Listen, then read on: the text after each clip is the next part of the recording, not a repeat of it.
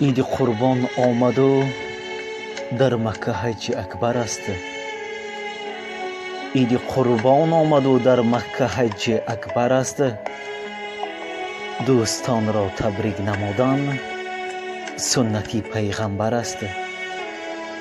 مبارک مبارک ای برادر عید قربان، خدا رزق تو را سازد فراوان.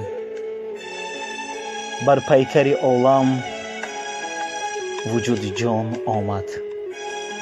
صد شکر خدا که امتحان به پایان آمد.